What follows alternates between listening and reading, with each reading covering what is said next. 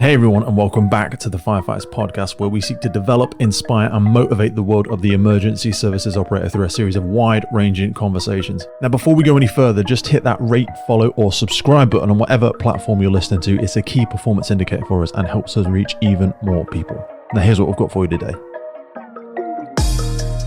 In today's episode, I'm joined by Darren Dovey, a man whose 35-year fire service career spans from firefighter in Royal Berkshire to Chief Fire Officer in Northamptonshire Fire and Rescue and chair of the local Resilience Forum.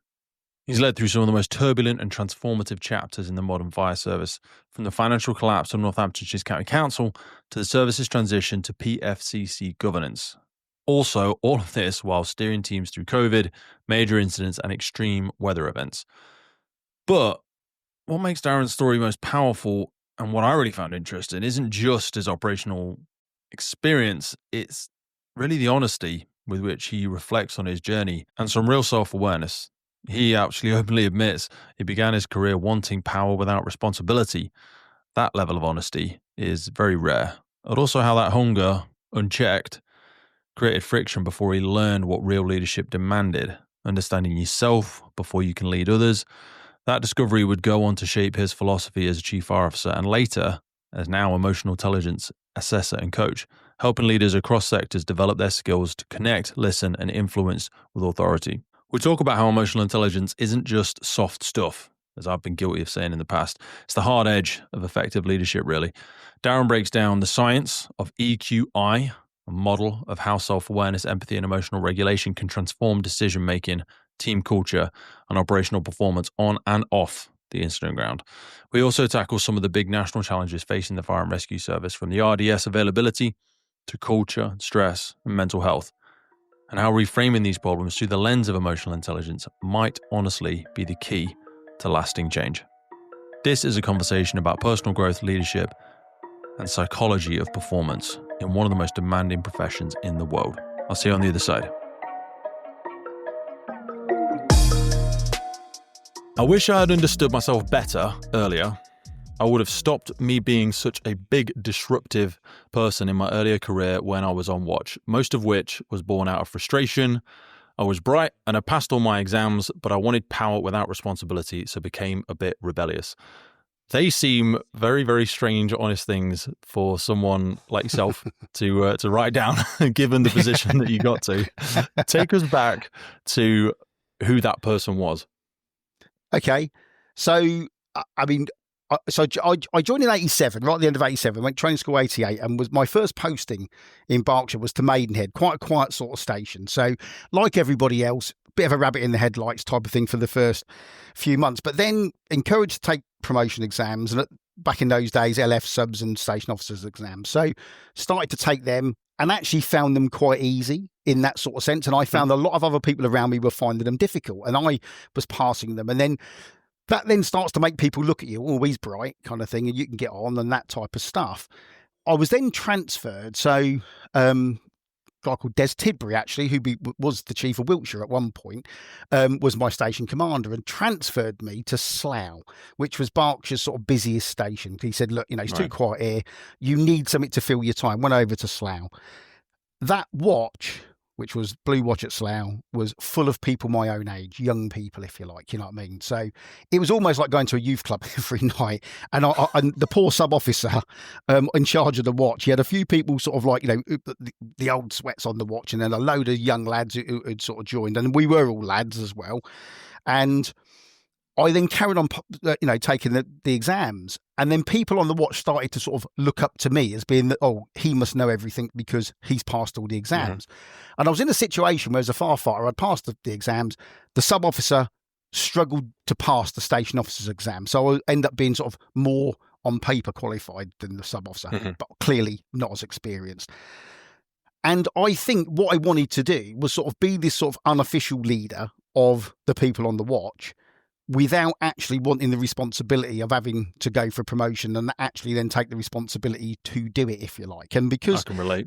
People were looking up to me and asking me, it was almost like I started to second guess some of the JOs. And if I didn't think the JOs were, and we had a number of JOs come through the watch as you do, particularly, LFs, if I didn't think they were doing a good job, I would effectively be the alternative to them, if you like, you know what I mean, which Mhm. led me to be, and again, and I sort of reveled a little bit in that. And at the time, you don't really Like a understand cultural architect. exactly that. You don't Yeah. understand what you're doing, why you're doing it. Yeah. But it did lead to a lot of problems. I ended up being kicked off the watch onto a different watch. And ended up in a bit of a meeting. Actually, I sort of said to the sub officer, "Look, can we meet outside work?" And met in the pub. And I basically just said to him, "Look, I'm like this, and I don't really understand why I'm like this. You know what I mean? I'm using my intelligence in a way, being bright, in a negative way." And I don't really want to use it like that, but I'm finding that I am doing that kind of thing. And Martin Woods was his name, the sub officer, a really, really lovely guy. Early on, in my career, really, really, really keen guy, and actually was quite paternal over the young guys. And he just said, "Look, you are bright, but realistically, you're coming on a watch. These are all your mates. You're going out drinking with them, and actually, it's too easy for you just to be sort of, leading that subculture, if you like, you know what I mean?" And therefore, Yeah. he encouraged me to move watches onto a watch that was much older.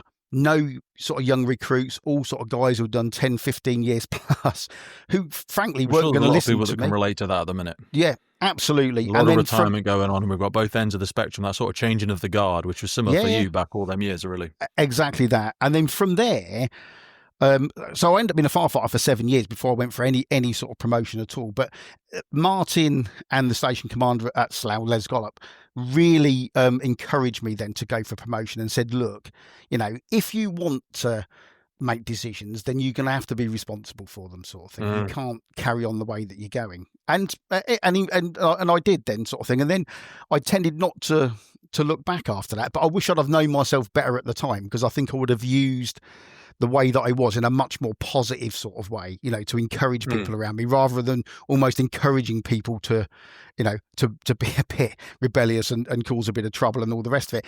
And that's not to say, because we all went to work and we all wanted to have a bit of a laugh type of thing, you know what I mean? And it was great fun. And we did all, we were all mates, and we did all go out sort of drinking together back in those sort of early days when you were in your 20s. And that's part of it. And that was fine. But yeah, but that's where it should have ended, really. You know what I mean? It shouldn't have got to the point where, I was creating a real problem, to be honest with you. And because I've done that, and because I was like that, I think that actually helped me a little bit later on, as I was being promoted, when I was looking at other people on stations, and I could see somebody in a similar sort of vein, really, you know what I mean, wanting to being rebellious but being quite bright at the same time, and trying to encourage people to use that in more of a positive sort of way. So becoming a healthy disruptor can be a very, very useful thing. We see it in business absolutely. a lot. People get rewarded for it because they find a disruption that they need to make in a sector, and they become very successful with it. There's an irony with fire service, of course. It's the old saying that, firefighters don't like the way things are and they don't like change.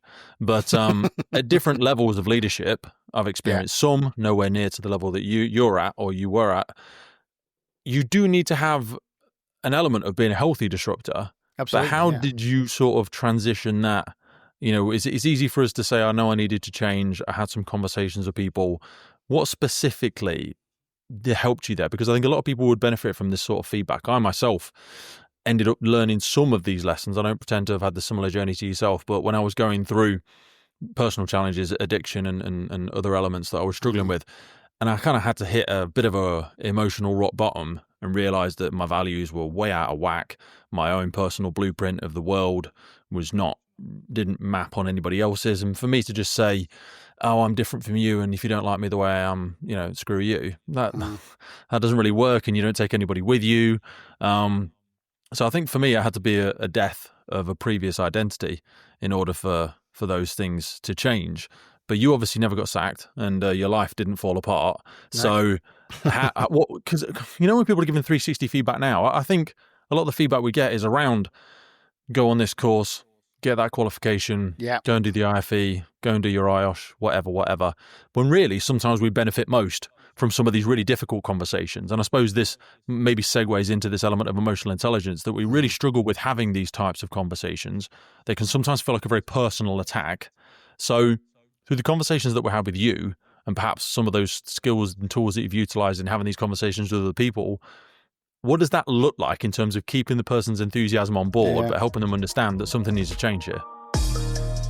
This episode is brought to you in partnership with Godiva Limited. Godiva is one of the world's leading providers of specialist equipment for emergency services market. Godiva produces a comprehensive range of fire pumps, including vehicle-mounted, portable, and their cutting-edge integrated total water flow control system, SAMFlows. I've been using Godiva my entire career as a reliable pump on the fire ground. It is such a crucial element of a successful firefighting team that you want to empower your crews with the very best, reliable, quality product.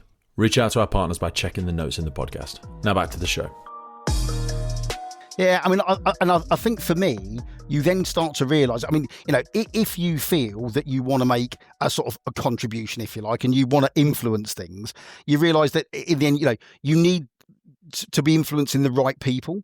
And the way that I was going about my business, I wasn't influencing the right people. I was influencing actually, you know, the wrong people. I was influencing just the people around me who were saying, oh, you're great, Darren. You know what I mean? Go in there and tell the JOs what it's all about. Massaging your ego, yeah. Exactly that. And, you know, and off I would go and do exactly that. And I think, again, a bit of maturity as I sort of went through my 20s. So I was into my late 20s by this point. And I think then you think, right, actually, I want to influence some of the right people. So then you start to realise that, well, actually, if I'm going to do that, then I need to sort of, you almost end up wanting to be the person that a lot of other people, you know, the people that helped me, the station commander at the time, like I say, Les, were saying, look, you can do this. And then eventually you then want to do it for yourself. You don't want to do it because other people are saying that you can do it. And then I went for LF's promotion board kind of thing, and did well. And I think that probably then provided me with a little bit of confidence, because I think there's always a little bit of you when you are in that position of sitting there with all your exams. Oh, well, if I go for the promotion board and I fail this, I'm going to sort of burst my own bubble here kind of thing. You know what I mean? So, but I didn't. I went and it was good. But what I was able to do was that, I think, was channel that in a much more sort of positive way and say, okay, I've done that now. I knew I was going to move to a completely different station, different town. Went over to one of the stations in Reading, completely different environment, and all of a sudden, sort of given some leading firefighters bars as they were at the time, and some tape to put around your helmet, and you think, right, actually, now I am not only going to influence some people, but now I'm having to take responsibility for it as well, kind of thing. And I think actually, once I got into that, I quite relished the responsibility, and I actually quite liked having the responsibility, and I felt. And the accountability as well, actually, because obviously those two things go hand in hand. And I didn't mind the accountability, whereas, like I said, I think up until that point, I just wanted to keep all of that at arm's length from that perspective. And what I found is that, you know, the more responsible and accountable you are, it then sort of, you know, it sort of snowballs from there, because you think, oh, actually, I'm accountable for that, whether it goes right, whether it goes wrong. And when it goes right, you feel good about that. If it goes wrong, I sort of got into that mindset of, oh, right, I can learn something from that and go from there. So I think just my whole sort of attitude towards it changed. I think, and again, you know, maybe it was an age thing, and you know, becoming, I don't know, a little bit more sort of responsible in my own head, I suppose, more mature, is that I thought, actually, I'm comfortable with responsibility now, whereas I think in my early mid-20s, I probably wasn't. When were your children born? Oh, I didn't have my daughter until we were nearly 40. So I hadn't even met my wife at this point. I didn't meet my wife till I was nearly 30. Because sometimes these big personal development journeys sometimes walk hand in hand with with other elements of your life. Yeah. I mean, I'd I was living on my own at the time, and in fact, probably in my early 20s, I had almost too much time to fill, I think, outside of work, and not really doing anything meaningful, to be quite honest with you. You know what I mean? So, nice. And I think as I got into my later 20s, I thought, in fact, I'd moved down to Berkshire with the job, because I was living in Northamptonshire when I joined Berkshire and moved down to Berkshire. So I was away from family, away from sort of friends and all that kind of stuff, made friends on the watch. But actually, it was about the time when I thought about moving back to Northamptonshire. So I think at that point in time, my whole sort of life was sort of maybe just calming down a little bit, sort of from that perspective. And I thought, right, okay. But I think once you start to see the benefits and think, right, actually, let me have a go at doing this, and once you prove to yourself that you can do that, then it wasn't a problem. And from there, I wasn't an LF very long. I went for subs. I'd already had the exam, so I went for the next promotion board and got promoted to, well, a bit of temporary sub officer stuff, and then got promoted to sub officer. So then I was sort of, on that sort of journey, if you like. I mean, can be a treadmill, but I always didn't want it to be. So I wasn't LF very wrong, become a sub officer. And again, that comes with more responsibility, more accountability. And again, it goes one way or the other. You either want it or you don't want it. And I found I was comfortable with it, kind of thing, at that point, really, in all honesty. So yeah, and it worked for me in that sense. You clearly had something that, I mean, this sort of self-discovery element, you spoke about that being the most powerful part of leadership. Some of the professional accomplishments that you then chose to go on and really pour yourself into, there's almost a dichotomy in some of the things that you've done, because you've got an honours in social science and politics and economics. You're a certified emotional intelligence practitioner, but then you've also got a distinction master's in crisis and disaster management. Now, we think crisis and disaster management, we think of, or some people might think of that in the lens solely of command and control and very emergency fire service orientated. Like, talk to me about what benefits you get from that hybrid approach to, the work you've done with the emotional intelligence practitioner, your social sciences, because you did a lot of work through the executive leadership program as well. Yeah. And I want to try and understand that strategic leadership lens, because a lot of people get these development opportunities as they get later on in their service, if they're not lucky enough to intersect with someone or to have a mentor or coach earlier on in their career. And then I ask myself how much we would benefit from this level of development earlier on in our career, although I know it's quite expensive for people to do it through their organizations. But often a lot of the challenges, certainly culturally, as we were talking a little bit about before we came on, come from, often not always, we've seen some really tragic stuff at some more seniorship levels, but a lot of the biggest challenges and disruptions can sometimes come from station-based, where perhaps we haven't had those levels of development. And I wonder, reflecting back on your career, where you think you'd have benefited most from some of this. Yeah, it's a really interesting point, because I think you're right. And I think when you start to get into more strategic management, you do get more opportunity effectively, I think, for a lot of that leadership development. And it definitely doesn't start enough. I mean, doing the executive leadership program was the first time I'd done a leadership program that didn't feel like a sort of sheep dipped approach to it all. Now, interestingly, I didn't go to university. I left school at 16. I did an apprenticeship as an engineer. And I did my degree with the Open University, actually, while I was a BA trainer in Berkshire. So, I thought, right, I'm going to do this. And I thought, what shall I do? Social sciences sounded interesting. I've always been interested in politics. Why did you want to go and do a degree? Because I've looked at that before. It's expensive. It is expensive. University, it's expensive. Yeah, no, expensive. Paid for it myself. And I think largely it was because, and again, from a traditional sort of working class background, grew up on a council estate. And I almost wanted to prove to myself that I could do it. So I sort of did it over 5 years, I think it was, again, correspondence, summer schools, all that type of stuff, sort of chugged along and did it. And of course, once you have done it, I had a massive sort of sense of achievement. And also it was in something that maybe, I wouldn't have expected initially to have done, sort of politics and economics. And then I'll tell you something, it really gave me a really good grounding in understanding, the political sphere and the economic. When I become a chief officer, all of a sudden, when I'm talking to the Home Office or when you're talking to DCLG, you start to understand what it is they're talking about. I understand how public sector finance works because I'd covered it all in my degree. What I mean? You've sort of rake it all back up, but it did give me a good understanding of that. I mean, the crisis and disaster management stuff, the masters for that really more came about because I'd done a load of courses. Again, it's opportunity. When I was an area manager at the Emergency Planning College. And what I found is that gave me some credits, and therefore I wanted to finish. I said, actually, I've got some credits towards a master's here. I can finish the master's. So did it at Portsmouth.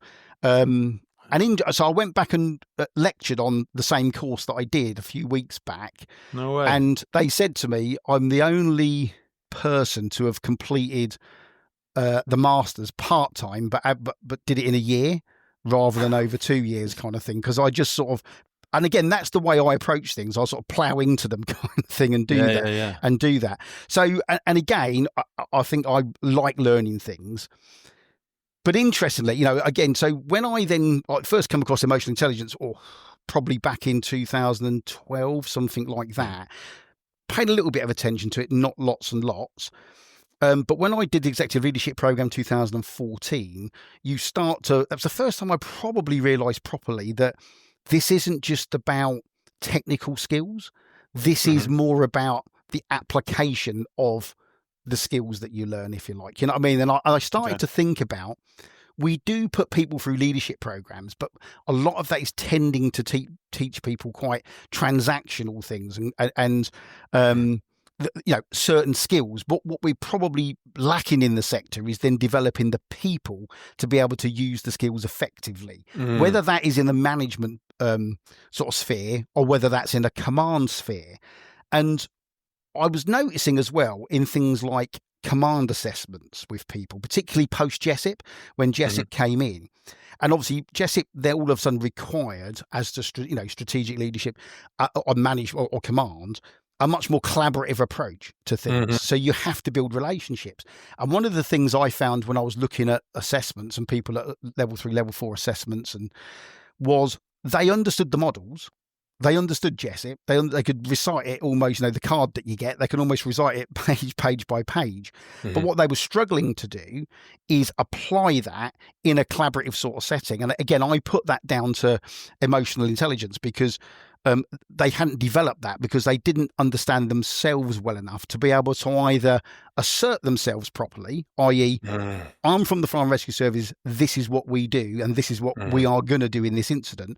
Or they were over empathetic to the point they were sympathetic and therefore were almost apologetic around and didn't therefore say, this is what we can do. And therefore they sat in the corner and didn't say a great deal and therefore didn't contribute. And I thought, we got to develop people better to be able to sort of, perform their role in a way that the service understands, if you know what I mean. So people understand what the service is about. And so, looked at some of those things and thought, that is the missing ingredient. But it wasn't probably until I retired that I did the coaching that I then really started to look at it in a little bit more depth and look at the model that I use and say, well, actually, when you look at this, these are all of the things that are important to leaders and managers at all levels.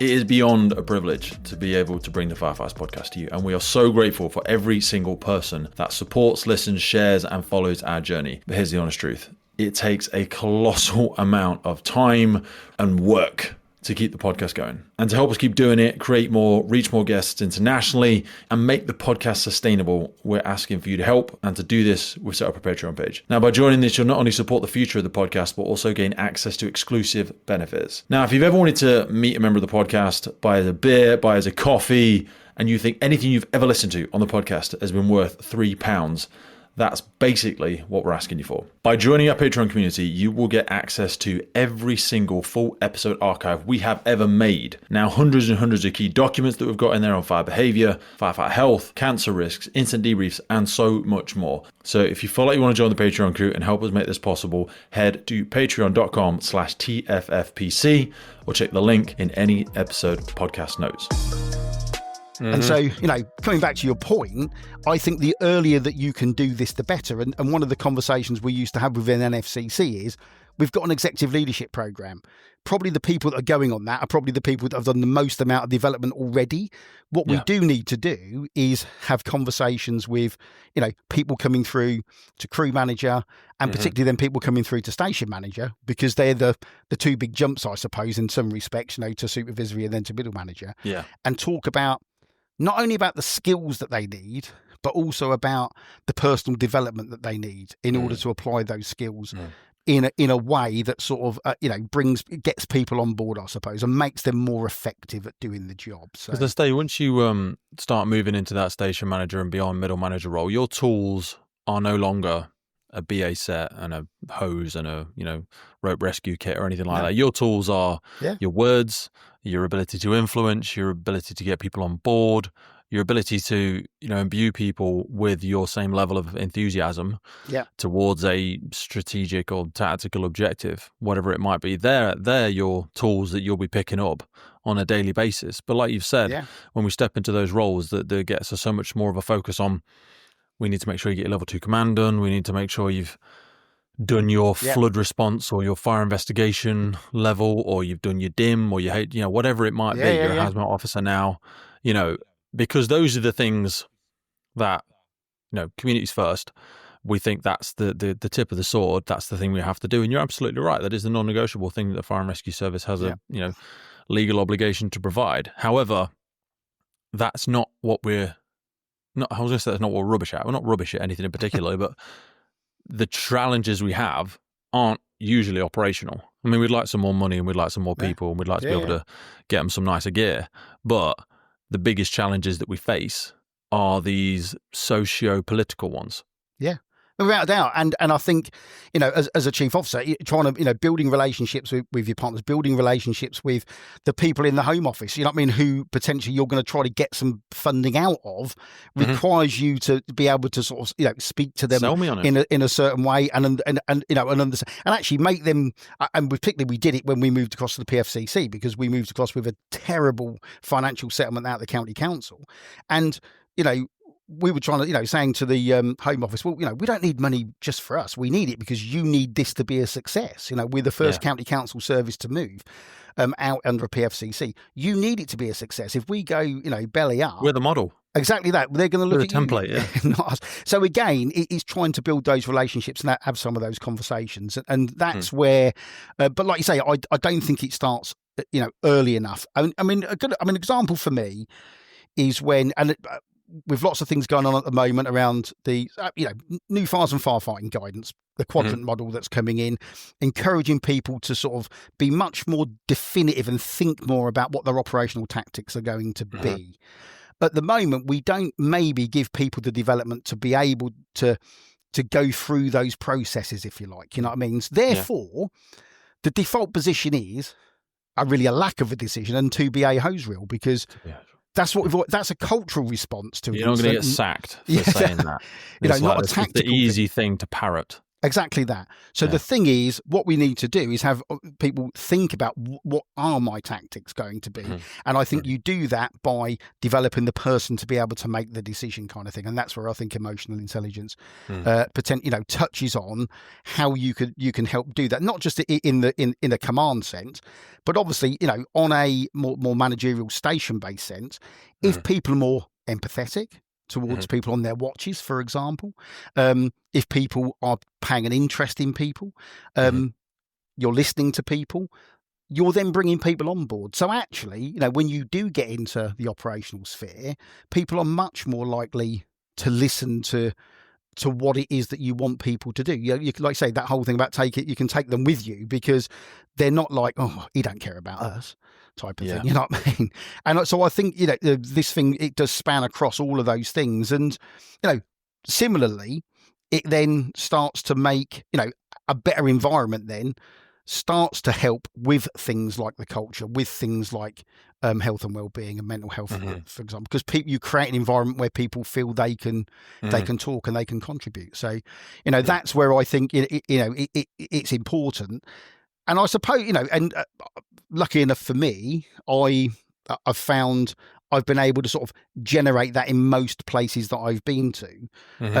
I haven't always been part of teams where that's been the case, you know what I mean? And I think I mentioned on some of the stuff I'd sent over, I'd been part of teams before where that just wasn't in any way, shape or form. Sometimes that's how you learn, not just through what you want to do. Sometimes you learn best from what you don't want to be.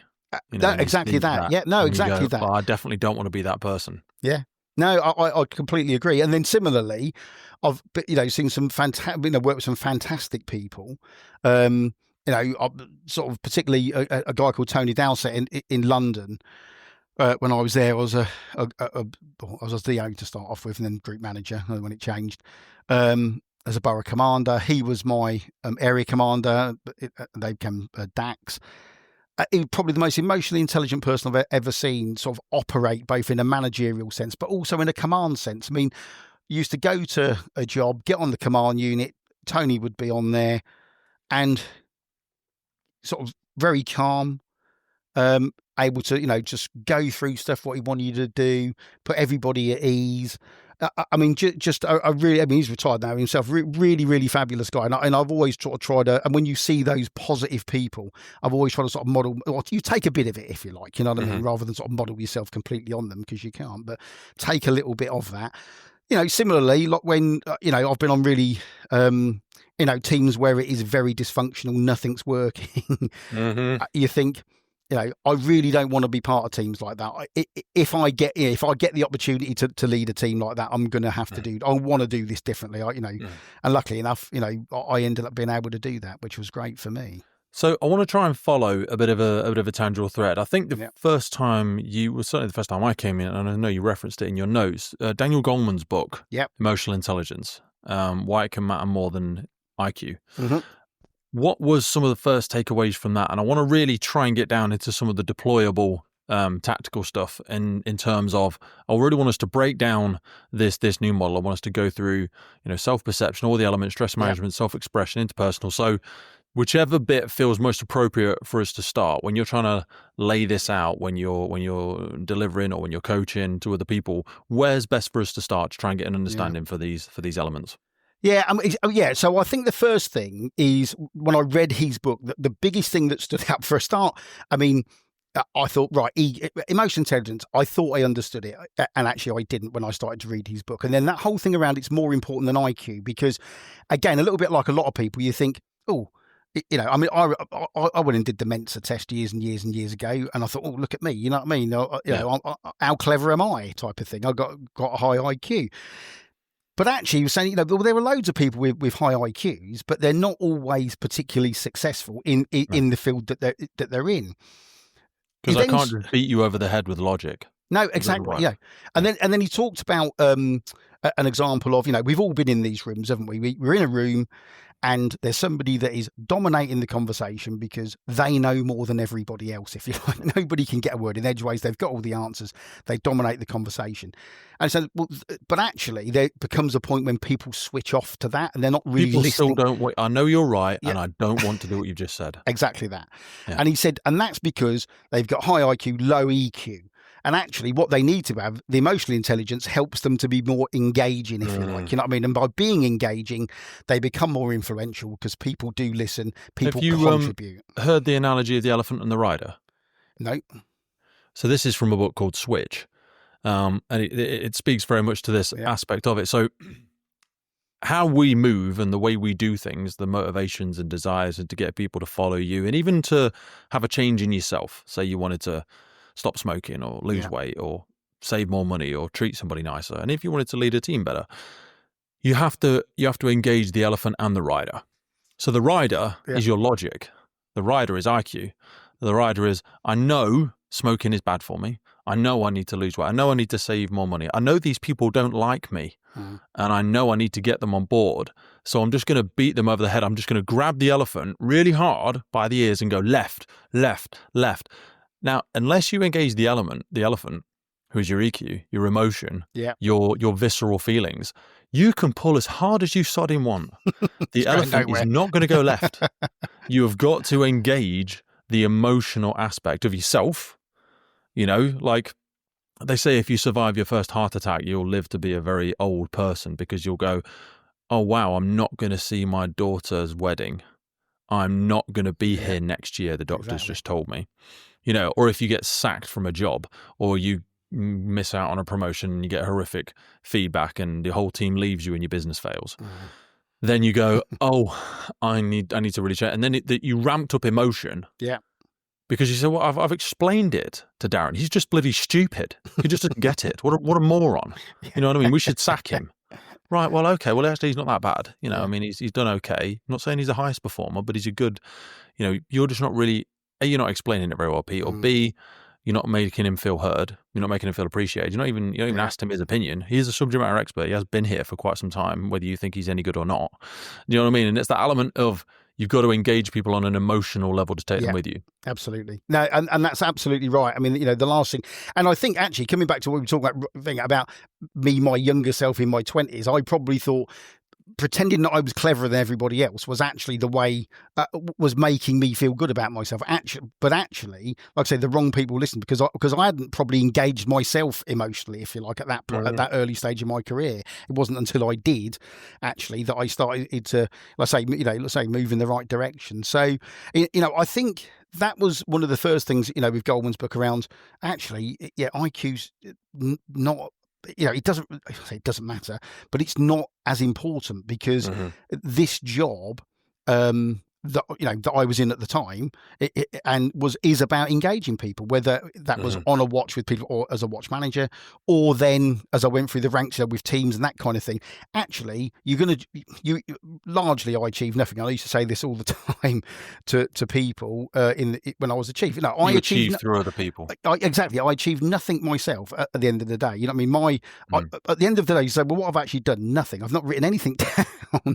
I've done answered a load of emails, but just talk to a load of people today. But actually, the whole service is still doing things and producing things, if you like. You know what I mean? And the reason it's doing that, hopefully, is because I've been able to engage people to go out and sort of do that. And so ultimately, that's what the job's about. I mean, it's largely about it's not about, funny enough, sort of conversations that I have with I've had on leadership programs before, and people say, well, what do you do? Oh, we make this, or we make green widgets, or we make. No, you don't do any of that. Your job is to get other people to do it, kind of thing. You know what I mean? Yeah. And that's now your skill. You might have used to have done that. Sometimes they may never have done that, but your job is now to get other people to produce. So, which is a much more of a transformative relationship with people rather than it being a transactional relationship kind of thing. You can do the transactional stuff if you want. Oh, you over there produce 100 widgets today. Great.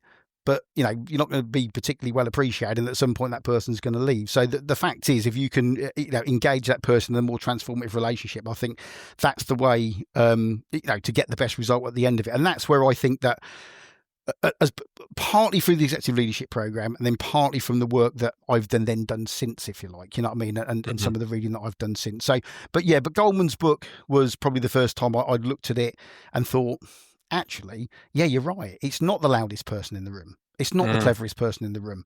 Actually, it's the person that can engage people outside of the room in order to then go on to, to achieve what needs to be achieved. And so probably made me think in a slightly different way at that point. This episode of the podcast is brought to you by Gore-Tex Professional Fabrics. Now, we all know the working environment of a firefighter is filled with challenges. We face serious risks on the job, such as heat exhaustion, burns, physical and mental stress, and we frequently come into contact with high levels of toxic chemicals. Now, I have been wearing Gore-Tex for nearly 2 decades on the front line, working in hostile environments, tackling challenging incidents from firefighting to water incidents, and in urban search and rescue environments. Gore-Tex have a well-earned reputation for protecting professionals in the fire and emergency services through their family of highly innovative, waterproof, breathable moisture barriers that exceeds global performance standards and are trusted worldwide. Gore-Tex, going further together.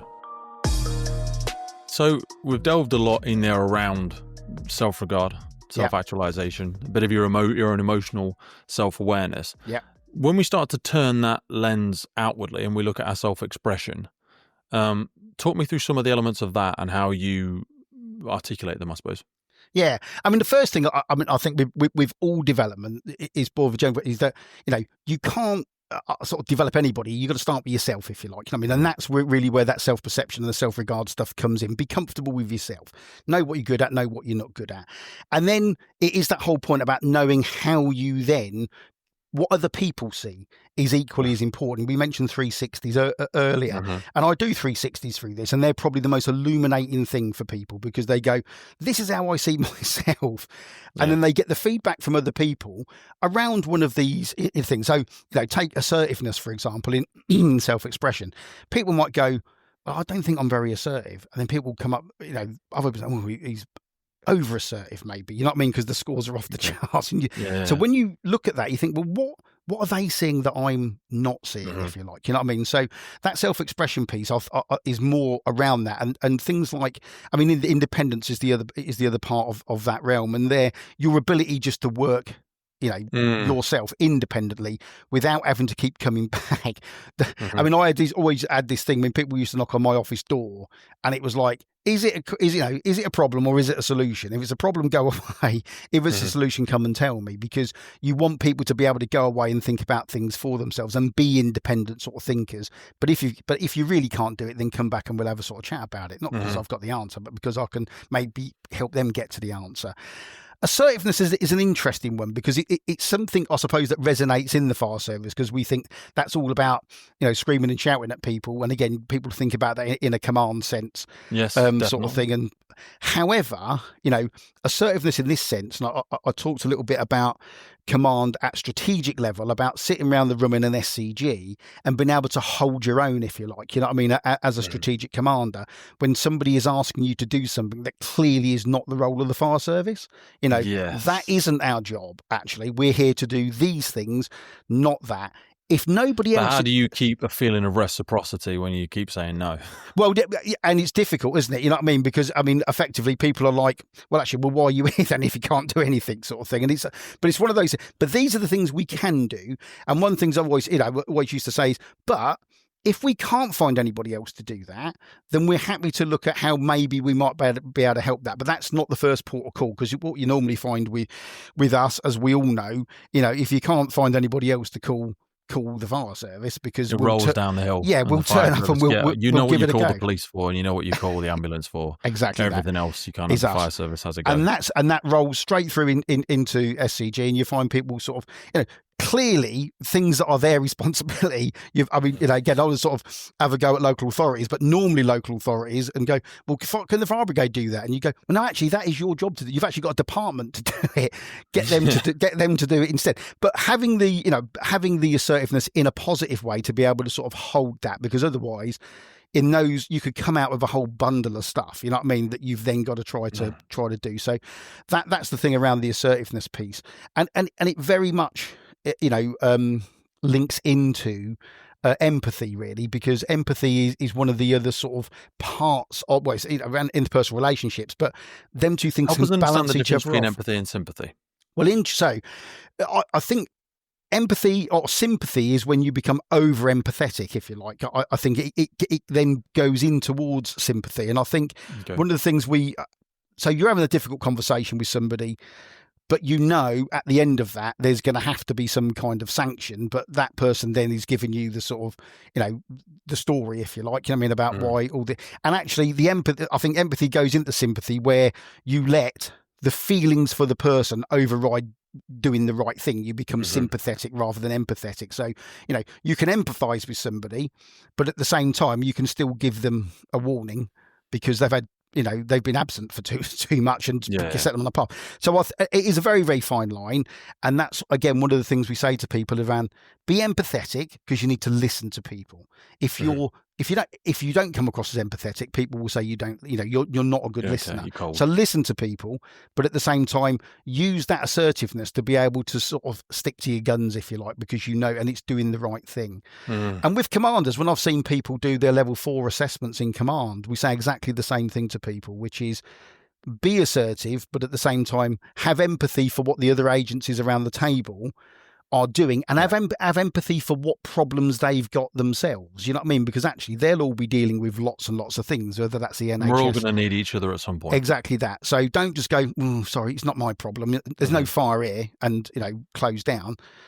Be part of that conversation. So yeah, you find assertiveness, I think, and empathy. Again, getting a good balance between those things is important. So, when people do emotional intelligence assessments, being high on everything is not necessarily good, if you like. You know what I mean? That's the thing. A lot of this is about how some of these things balance off, towards each other.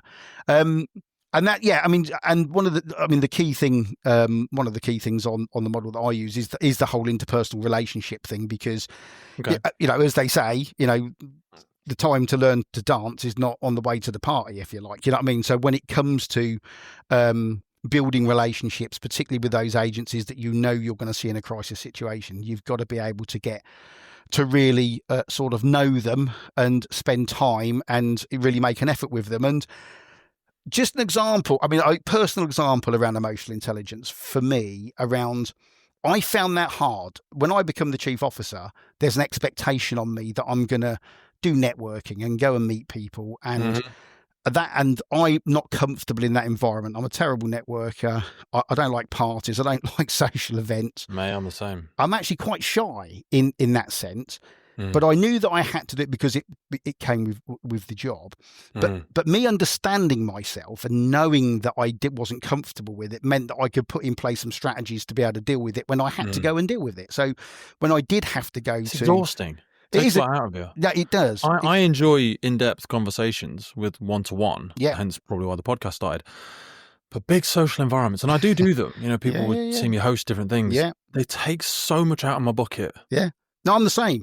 I mean, I've always said to my wife, I don't like small talk because I would rather have, like you say, an in-depth conversation. I call it mediocrity, and that's actually quite condescending and offensive. I need to not use that word. But I really struggle with it. And I think that's why I struggle to have, like, you know, when I go to social events or when, like, the team want to go out for drinks or you get to work and people having chit chat before them. I'm really struggle with it. Really struggle with it. Yeah.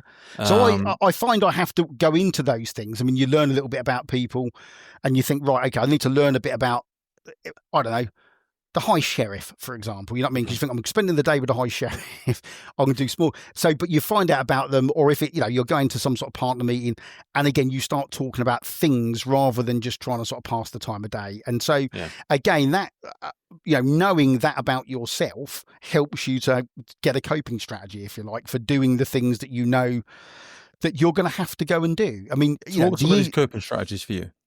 Well, again, some of this is about, right, I know I'm going to feel like this. I know I'm going to feel, when I first become the chief, going to go to an NFCC meeting, I'm going to have a bit of imposter syndrome kind of thing. Going to walk in the room with all these people who've been chiefs for years. They'll know what they're talking about. I don't.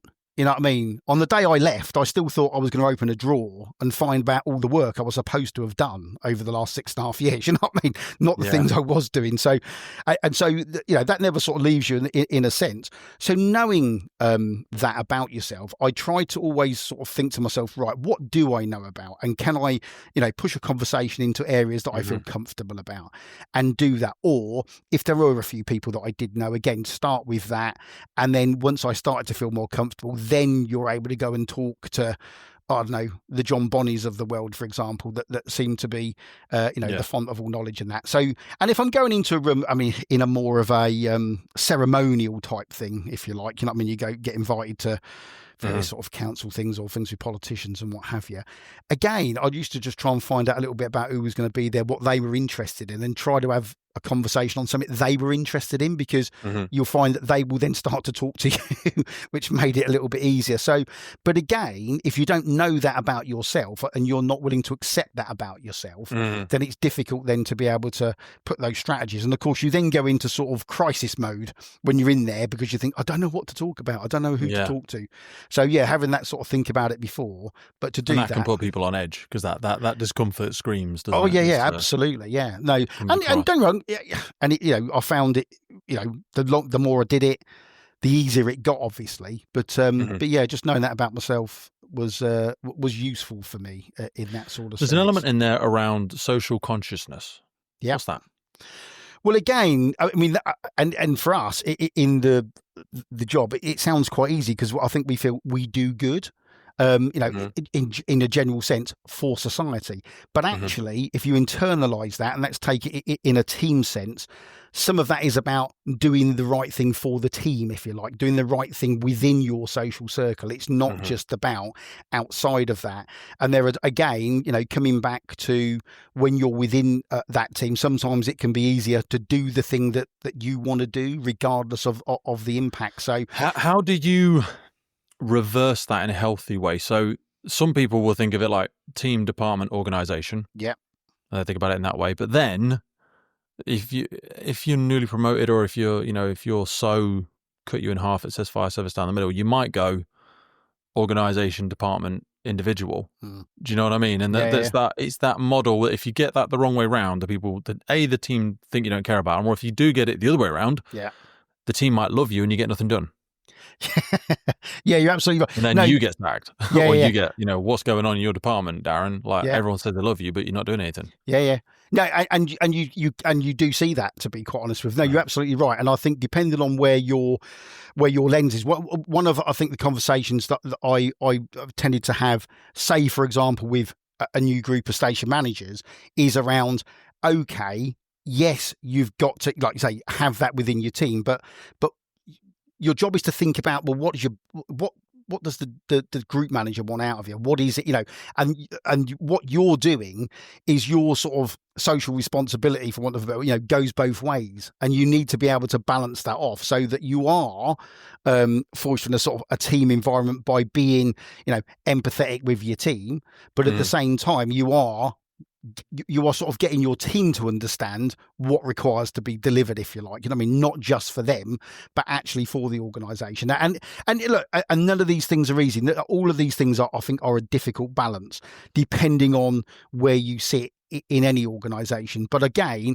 I think with firefighters on a watch, I think you can get people to understand, yes, you are a group, have got a responsibility to each other, but that's not where it ends, if you like. You know what I mean? Effectively, you're here in order to provide a service together, but to achieve the things that the service ultimately is looking to achieve. I think a lot of that is then around how relevant do they feel in being able to say how they want to do things, or in order for that contribution to be made. If, for example, you're sending a tick box down saying this month you must achieve these numbers of things, it doesn't feel like a contribution. And I think people's then their responsibility will tend to go inwards towards just the people around them. I think, again, if you give them a stake in, well, this is what we want to achieve, but you tell me how you want to achieve it. Again, I think their levels of social responsibility will then be broadened, and they will be looking further outward to, okay, well, I can contribute to what the station's trying to do, and therefore we can contribute to what our command is trying to do, etc., etc. So, it is a balance, I think, with regard to that. But at the same time, we all work in the public sector, we all work for a public service, and ultimately we're trying to achieve those aims.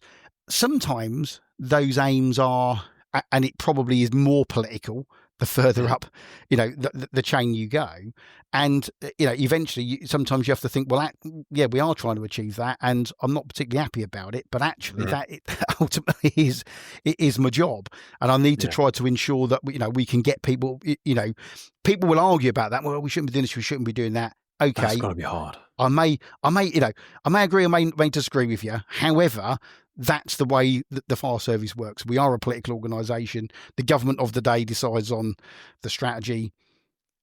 The fire authority will decide on X, Y, Z, and therefore, our job is then to deliver it, kind of thing. We can have a conversation about how we do it to a point, and therefore, if you're going to have that. Again, that social responsibility forms in on itself, and it becomes a sort of barrier, I suppose, you know what I mean, to anything outside of that. Like, we're going to do it like this, we're going to do it our way, and we don't really care if it contributes to the bigger picture. That's when you can have the problem, if you like, you know what I mean. So you have to try to widen that out as start to lose those stakeholders. Yeah, exactly that. And look, my view on the world on the fire service has always been the role of the watch manager actually is probably, the key role in the service, because they are generally, manage most of the people for a start collectively, generally the keepers of the culture, I think, on their individual sort of watches, and they always make the first decision tactically at any incident, kind of thing. And you know what, in general terms, that's the tactics that generally get employed through the job. So it's a really, really difficult job to get right, and a key group of people, I think, that to do some development with. To echo, to step into decision making a little bit, but also to echo back on self-awareness. On the incident ground, we often have a shorter gap between impulse and decision. Yep. When you're not on the incident ground and you're out of that command and control context, I find sometimes it's more appropriate to kind of externalize your thoughts and try and stretch the gap a little bit between impulse and decision. Yeah. Like, there's an element in the decision making thing about reality testing your capacity to remain objective and consider seeing things as they really are, seeing them from other perspectives, and seeing the old sort of Eisenhower matrix perhaps in your brain about what's the urgent and the important, and how much political capital are you going to have to expend in certain moments by making decisions too quickly or not making decisions at all, because we can create the timid leader through indecision as well. Yeah. Yeah, no, absolutely right, and it's interesting because, and that gap, obviously is much longer in those sort of non-command sort of situation, non-critical situations. It should be. Yeah, absolutely should be. I Yeah, think that the less control you have over your own emotions, they can be just as quick. yeah, and I that's think when damage gets done, I think. yeah, and I think the key to this one actually is again that self-awareness piece. So knowing that you are impulsive, not. I'm I mean, quite impulsive. every you're quite impulsive. Yeah. So I don't knowing think I'm bad as I used to be, but right, it's not okay. for me to say. Yeah, well, exactly that, and that's the thing. So interestingly, I did. I won't say who for, but we did a 360. So did the assessment, did the leadership report for the person, and it come out as a leadership 360. And the impulsiveness part was the biggest difference that this person had between how they saw themselves and how other people around them saw them. That Yahari's window, yeah. Exactly that. And what then happened is that led other people to believe they were poor decision makers because they didn't do enough reality testing. They looked unempathetic because it was like they never listen to anything anybody says. They've always got the right. Now, this wasn't in a command situation. This was in a different sort of environment. But again, so knowing that you are impulsive in, let's say, a managerial context for a second, means there are things that you can do. I mean, I'd literally count to 10. Don't be the first person to speak. Don't be the first person to come up with an answer. Be part of a conversation. Don't demand the conversation. Don't be the only person talking. I think in a command sense now, and I've got this thing really because I've seen people make very, very quick decisions, whether it's in assessments or on the fireground, and people will say that's recognition prime decision making, and I think no, it wasn't, because actually you didn't make a decision because it was an impulse. You didn't even assess anything at all, and I think we have to be careful that we don't dress things up as recognition prime decision making when they're really not. They're almost a lack of a decision also, leads it's not to other your things area happening. of expertise. Like if you've reached a certain level in an organization, you might be a subject matter expert in certain things, but you know what the Dunning-Kruger effect is? No, go on. So the Dunning-Kruger effect occurs when a person has a lack of knowledge and skill in a certain area. Yeah. This causes them to overestimate their own competence. Yeah. Like they're very good at command and control, or they've been a fantastic station manager or whatever. They are the best firefighter in the service, which I'm certainly not. And then you move into other areas, you suffer heavily from the Dunning-Kruger effect. Academics can get it at times. Well, it's because they're like, well, I'm academically a lot smarter than you. I've got 3 doctorates and a master's or whatever. Just by logic, we should all listen to me. Yeah. Exactly that. Yeah, because I know all of this sort of stuff, if you like. But no, I mean, clearly a smarter person. Yeah, I mean, but I think the key for this is obviously in a command sense, particularly at sort of level 1, level 2 command, is decision making needs to be much quicker because you're at the more dynamic stage of an incident when you arrive, if you like. You know what I mean? By the time I've got there, by the time people like me are getting involved, you've got time to pop into Dunkin' Donuts on the way type of thing, you know what I mean, and get to the SCG and all the rest of it. So it's not as time critical. So that's not to say that that you don't need an element of impulse to make a timely decision in that sort of sense. But again, if you know you're impulsive, then you can think, actually, am I actually making a decision, or is it just an impulse and I'm just doing something because I need to do something? I need to be seen to take action. I need to be seen to take action. Exactly that. So, and I think that's the key thing with impulse. In a managerial sense, impulse, overly being very impulsive, is what's known as one of the biggest sort of leadership derailers, because it is one of those things where people are seen to dominate conversations and they've always got the answer and they don't think about things properly and that kind of thing. So again, it's big thing. Reality testing is an interesting one, isn't it? Because again, on the fireground, we all sort of know if I do X, I'm expecting Y to happen, sort of thing. And if Y doesn't start, if that doesn't start to turn into steam, then that's not working. We'll try something else. So I think generally people have a fairly good idea is when, if we're going to do this, then this is what I think should be happening with regard to that. I don't think if I'm being honest, I don't think we have a massive issue with this. I mean, I've in the sector, but what I do think is coming back to that whole 2BA hose reel thing, sometimes it's a cultural sort of response to the way that we deal with incidents, and always has been. And I think as things like the quadrant model come in and people are being asked to think more about the tactics they employ, it will be interesting to see whether the sort of the 2BA hose reel continues to be the default position, or whether people start to. You want the thinking that. firefighter. You don't want. I think John McDonald talks about it as the pulsing robot 2.0. Yeah. You don't want just people parroting something they've seen before, because that's how accidents happen. You're not taking a full holistic understanding of all the situational awareness available to you. MSA are supporting us on today's podcast, and I chose to partner with them because I've been wearing this stuff for nearly 20 years. And they are the global leader in development, manufacture, and supply of incredible, safe products that really protect people, not just our communities out there, but also first responders, most importantly, all over the world. Get yourself over to MSA and have a look at it. The high-performance protective clothing for emergency services responders. They also partner with us on the UK Pink Firefighters. It's because we love them. The helmets with the reflective visor, the F1XF, absolutely epic helmet. And not forgetting how they improve firefighter safety through their connectivity in the connected firefighter platform. MSA are always pushing the envelope, and it's a real privilege to be able to continue to grow our partnership together. So whether it's your PPE, your bunker gear, your helmets, your SCBA, your thermal imaging, your Luna, or your portable gas detection, both of us know that this equipment needs to work. It needs to be high quality, reliable, and dependable in the moment. And that's why I use MSA, because they know what's at stake. And exactly that. And that thinking person is somebody, if they know they're impulsive, again, is just able to sort of stop themselves in that first sort of 20 seconds effectively from doing something, and have that thought process in order to be able to move on and do that. So talk to me about stress management. This, I'm very, very interested in this because I feel it welling up in me regularly. Yeah. More regularly than I'd like to admit, I think. And I think that's I think it's getting worse as well. Yeah. Well, I think that's the key. I mean, and it probably is in me as well, to be honest with you. But they're not. My wife just puts that down to me to be the sort of grumpy old man type of thing. You know what I mean? And not happy with anything. Oh, yeah, that's not what it's like in my day. That type of thing. But no. But I think it's not happy with it. I think sometimes I feel an overwhelming feeling that I'm failing at lots of stuff. Yeah. And like you overfill your plate.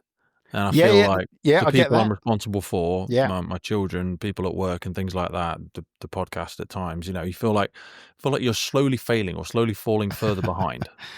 And I feel like sprinting's become the new walking. Yeah, and I think that being aware of that is absolutely the key thing, to be honest, because we will all get a level of stress. We'll all be affected by a level. It's all self-created, though, isn't it? But most of it is. I agree with you. Most it's about. I can't make you feel stressed about the local netball team. No. You unless do it matters to you. You do it yourself. Exactly. Then you've made it. You import it yourself. No, exactly that. And I think knowing what that feeling actually feels like. I mean, that sort of physical feeling that you get. I think is really, really important.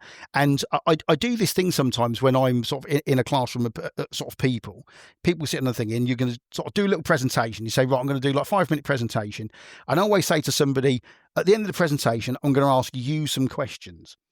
And there's 10 people. Everybody else, sits back, gets a cigar on. That one person is copious notes because they're panicking because I'm going to ask them a question. Well, of course, I don't ask them a question. I'm making the point that how did you feel while I was doing that? And like listening to everything you're saying, and I was writing all these notes and all the rest of it because it's a reaction. It's a stressor. So they're doing things. Whereas how did the other people feel? Oh, well, I felt fine because I knew he wasn't going to ask, so I didn't really need to listen to you, type of thing. So, but I think just recognising that them physical things, whether that's the sort of butterflies, whether that's the heart racing, whether that's the sort of feeling of I don't really know what I'm doing, knowing that you're going to go through that is the first thing. So knowing that I think is important.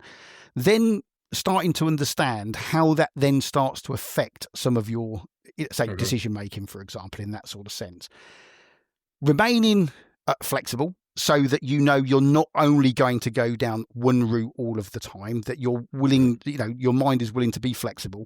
And that's when I think having other people around you is useful. Now, that's not always, can't always be the case. Mm. But if you're able to, and you're able then to bounce some of that stuff and, discuss some of that and reinforce some of that, that can help sort of, I don't know, again, it comes back to reality assessing. Well, I'm thinking this, am I mad? It's like, well, no, actually, you're not mad. That sounds good to me type of thing. And it's, again, you start to share some of that stuff. What you find is people don't realise that stress. They don't realise that stress is going to affect a decision that they've made. Look, I've got to even just their ability to be present. Yeah, exactly. I mean, I've got to jobs, and I've turned up at jobs. Particularly when I was in London, you'd go, be in London. There'd be a lot more pumps there than what there would be at lots of other services because they've got them. Lots. You sit there, you think, bloody, what am I going to do? And what am I going to do? Or I've just forgotten everything about the fire service that I thought I knew. The last 20 years is completely and that's gone. That imposter syndrome, isn't it? Exactly. Like you have a perception of what's expected of you. And you're like, well, I know how to do this. I've been trained how to do this. I'm not fraud. Exactly. And it is that. But the thing is, knowing that you're going to feel like that, and again, you just take a moment, you just have a bit of a look. You look around you, maybe again, you got one of your colleagues. Oh, okay. And even if it's like, well, just tell me what's going on, like this, that, and the other. And again, you just start to gradually get together. I think the thing is, if you don't know that's what's going to happen to you and you don't expect that, that's when you can sort of go into that sort of crisis mode, shutdown type thing where you shut everything else out. And actually then that's when you start making rash decisions, poor decisions, because you have sort of shut down to that. And that's what stress has ended up sort of compressing you effectively. You know what I mean? Whereas what you want to try to do is go, I know I'm going to be stressed.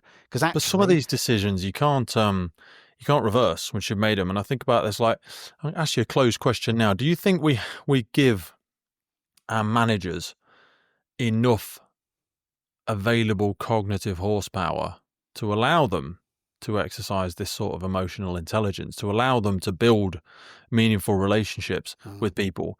Because we want to make sure the diary's full. We have this productivity is a very, very strange justification for a lot of stuff. They say there's no greater sin than doing something efficiently that shouldn't be done at all. Sometimes you have to ask yourself, this thing that's taking me all this time, should we even be doing it? And I'm not trying to get into the strategic objectives of the fire, but some stuff you just think. And then when something crucial does happen, I like to bring it down to a local level, because sometimes, stub officers and watch managers are managing the most relationships sometimes, because as you get further up, your teams they influence a lot more people, but not really as big. There's maybe 4 or 5 people in your team. But at the watch level, there's a lot of people in your team. And really, to do it well, you've got to invest a lot of that time into those relationships.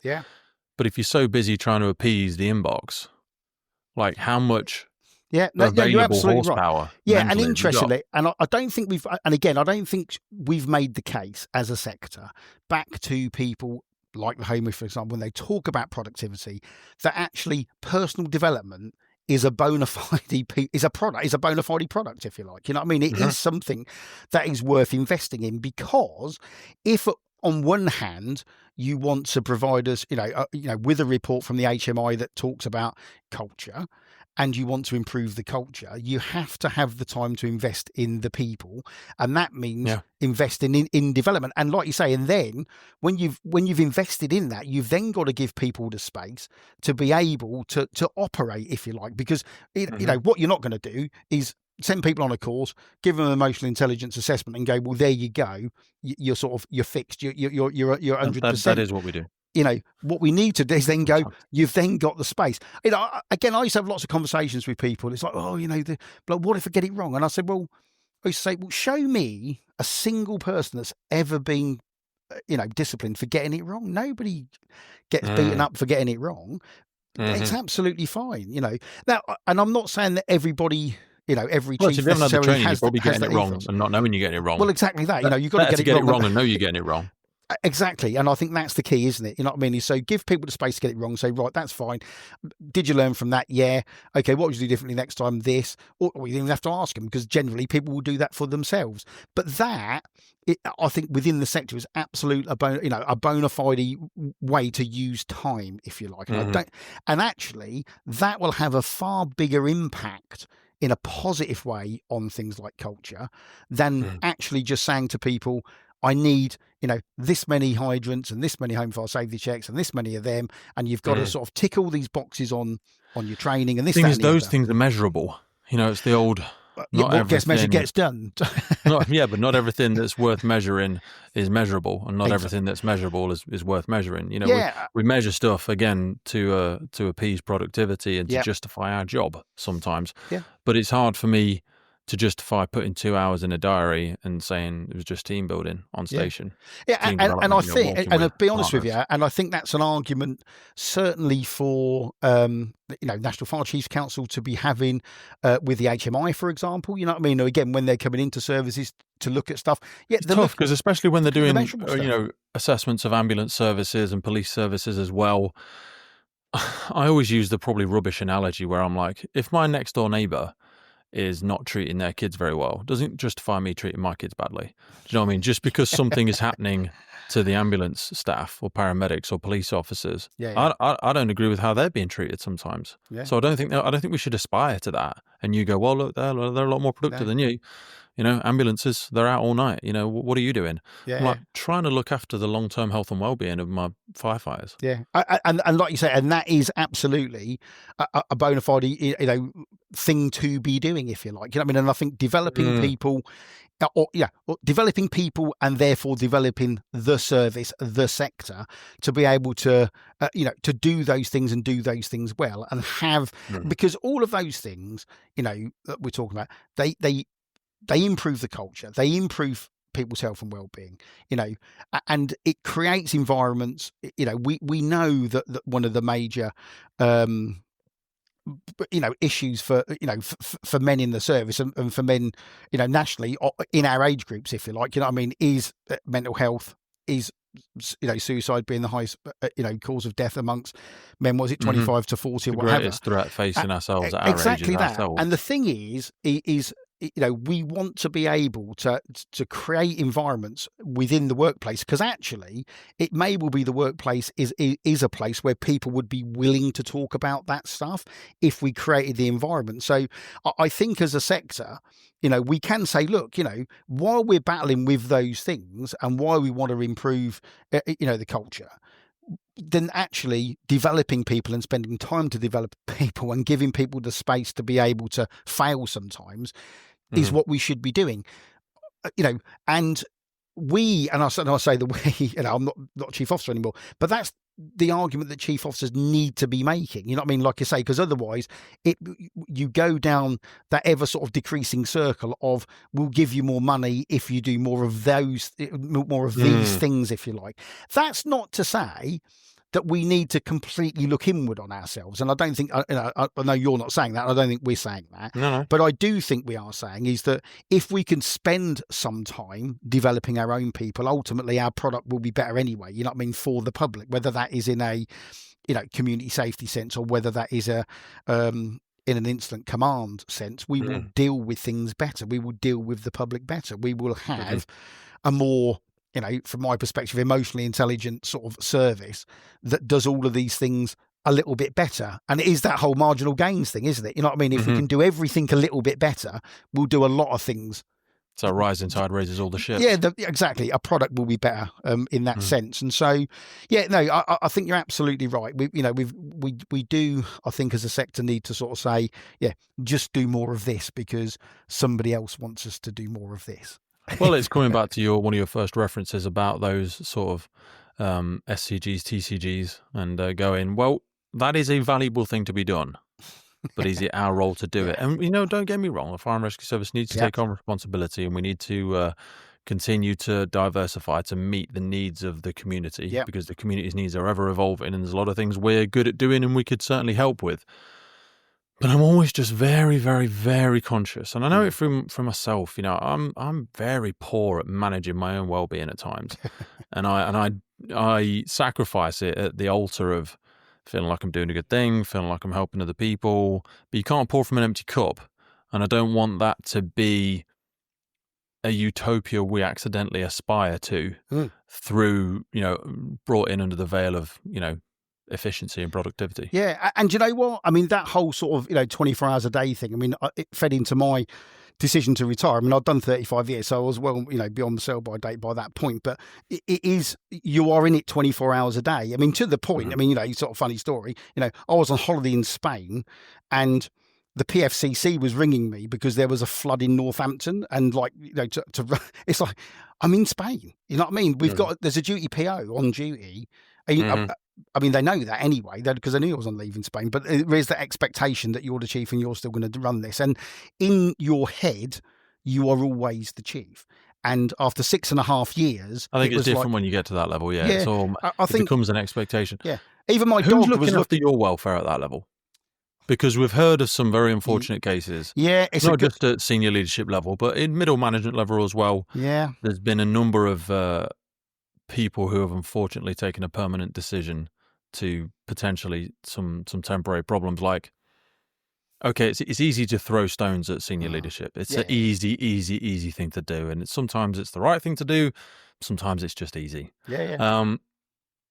I don't want to see anybody making those decisions. Whether I know them or not, it's irrelevant. It's somebody's partner, it's somebody's child, that person means something to somebody. Yeah. And for whatever reason, through some of these mental tools, perhaps, or through the lack of support or otherwise, they made that decision. Talk to me a little bit around, without going too personal unless you choose to, what support you received at that level and what we're doing. Because we're putting so much more responsibility on these people. The expectation is so much higher. They naturally just get busier and busier because they're trying to sprint to keep up. Yeah. You know what I mean? Yeah. No, so, I mean, I think the first thing you realise, I think, when you become the chief is you look behind you and think, well, there's nobody there, if you like. You know what I mean? That's you. I mean, I was lucky to start off with that Andy Hickmott was the chief of Warwickshire at the time. I'd known Andy since I was a firefighter. I had the pleasure of crashing a fire engine when he was the LF in charge of it, kind of thing. Wonderful. So we had a bond, if you like. He was only on standby for the night as well. So there's a rake of paperwork. So we were chiefs in the next door brigade. Known Andy a long time. When I first became the chief, he rang me up and said, look, you need anything, you ask me. Went over and had coffee with him a lot, to be honest with you, to start off with. And then you find, the umbilical cord gets a little bit longer from that perspective. I think Mark Hardingham done a really good job in NFCC. I think at providing chief officers with the feeling that we were in a collective experience, if you like, and actually created some safe spaces at NFCC for us to be able to sort of ask some of those questions. It got better. It wasn't like that, I don't think, in 2016 when I first became the chief. It got much, much better with regard to that. I don't think there's anything formal.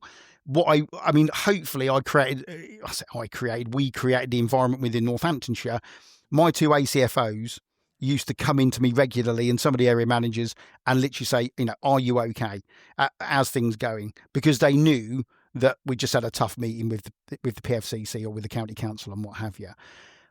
So that was great. However, there's only so far that you're always going to go with people in your own organisation, because there are some things that you're not going to share, if you like, and you do carry yourself. Like, I've just been told by the county council we're going to get a £3 million cut.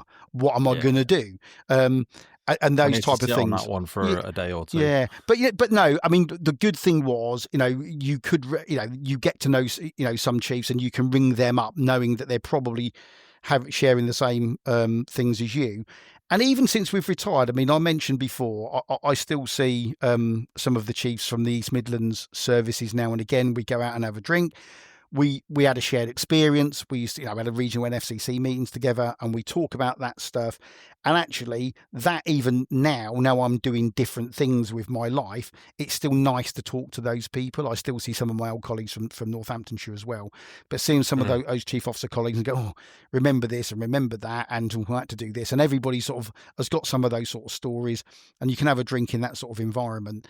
And the fact that to a large degree we could do that when we were chiefs within the East Midlands region was really, really good. And it's like, and then plus Andy Hickmott for me over at Warwickshire. But I think that conversation about we need to look after each other here, which I think you should point, because actually it's difficult to be able to do that within your own services. I think something that Mark brought to NFCC, and I think he should be congratulated, for that and creating that environment amongst chief officers, so you didn't feel that you was completely alone, if you like, which you did on some occasions. I want to be respectful of your time, because I know we need to wrap up in a moment, but I wanted to try and close the loop finally, and I didn't want to fail in coming across it. Mm-hmm. You spoke a little bit around the RDS model before we came on. This element of that's on-call firefighting for international people, the retained duty system. Talk to me a little bit around this paradigm shift in thinking that we think we need to approach with this. Yeah, and that's not to say I've got the answer to this, by the way. None of us have. No, that's exactly. Okay. But I through think ideas we can go, I like a little bit of this, and we'll come up with a cocktail solution probably. Well, and again, so how many times have you heard we're going to do an RDS review? Because I've heard it, a dozen times, and I was in for 10 years. Yeah, and stopped doing it about 5 years ago, right. And I didn't see anything change. Yeah. So depending on who you ask, I think it's first of all looked at as an RDS problem, in inverted commas, particularly if you speak to whole-time people. It's, RDS people, they're taking the mickey, they're not doing their hours, etc., etc., etc. You speak to RDS, they will talk about not feeling part of the service, that people take them for granted. Certainly the pay and the retainer, which I know has changed in recent years, clearly wasn't enough to keep people hooked in. The fact is society had changed, if you like. Society had changed from when the model was introduced, but we were still thinking that we could fix the model. And I'm not sure that we can fix a model that just doesn't fit society anymore. And I think just looking at it in terms of it being an RDS issue, it's like, forget that. This is about standards of response across the service. So what service do we want to deliver? What I found you mentioned in the notes, if you thought about it as police or ambulance, if we said around 35-40% of the time there's not a fire appliance available Monday to Friday, every single day, every single hour in your area, that's not that's not an option. No, it's ambulance not an and police option. have got to have someone coming. Yeah, and I asked when NFCC did RDS review, I thought we should have took a snapshot. We should have said, right, 2:00 Wednesday afternoon, every single brigade, give us a return, how many pumps you got off the run, add all them up, go to the government and say, this is how many fire engines are not available in this country today. This is the reality of the situation. Okay, forget what you do when you look out your window, because that's London Fire Brigade. And it's 160 odd pumps and it's all whole time. Forget that, because that's not how the rest of the world works. No. And I've worked in London, so I understand that. And just because you drive past the station at your local on-call place and the fire engines are sat doesn't mean it's available. Doesn't mean it's available.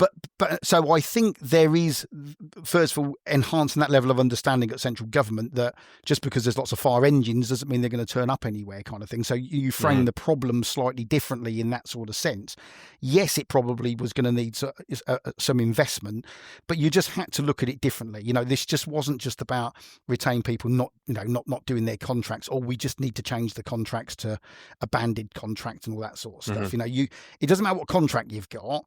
If a person isn't physically there, they can't respond. So what we need to do is work out what fire engines we do need available and staff them, if you like, in one way or the other. That's not to say the retain model can't be part of that, but I don't think you can say that's just an RDS problem. But I found that every time we talked about it, and every time we had almost a new group of middle managers that we asked to look at the problem, we would tend to regurgitate the same sort of answers, if you like, as we did before. That's not criticising them, because, again, we haven't developed them to think any differently about it. It then comes back again to the sector saying, well, if we develop people to be free thinking and look at a problem in a much, much wider context and explain to them the context, they might actually come out with a different answer.